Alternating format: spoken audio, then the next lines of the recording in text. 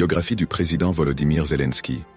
Volodymyr Oleksandrovitch Zelensky, né le 25 janvier 1978 à Kryvyi en RSS d'Ukraine, URSS, est un homme d'État ukrainien et ancien humoriste, acteur, scénariste, réalisateur et producteur de télévision.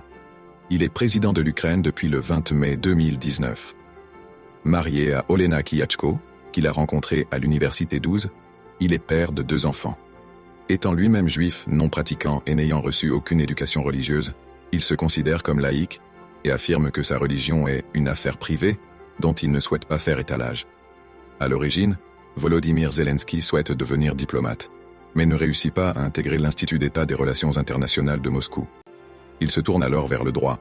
À partir de 2015, il est l'acteur principal de Serviteurs du Peuple, une série télévisée humoristique diffusée sur la chaîne 1+1, dans laquelle il incarne un professeur de lycée intègre accédant de façon inattendue à la présidence de l'Ukraine.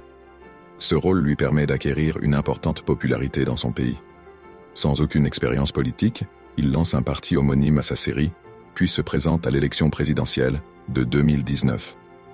Après une campagne atypique et minimaliste, lors de laquelle il prend pour cible la corruption des élites et entretient la confusion avec son rôle dans Serviteurs du Peuple, il l'emporte face au chef de l'État sortant, Petro Porochenko, avec 73,2% des voix au second tour. À 41 ans, il devient le plus jeune président de l'histoire de l'Ukraine. Il provoque aussitôt des élections législatives anticipées, à l'issue desquelles son parti détient la majorité absolue des sièges à la Rada. La gestion de la pandémie de Covid-19 par le président Zelensky fait l'objet de critiques de médias, notamment en raison d'un manque de transparence dans la distribution de fonds collectés pour gérer la crise sanitaire. Il est lui-même testé positif au coronavirus et hospitalisé en novembre 2020. Après un début de mandat plutôt contesté sur le plan intérieur, il subit l'invasion de son pays par la Russie en février 2022. Dès lors, sa conduite de la résistance ukrainienne est saluée par la presse internationale et de nombreux gouvernements étrangers.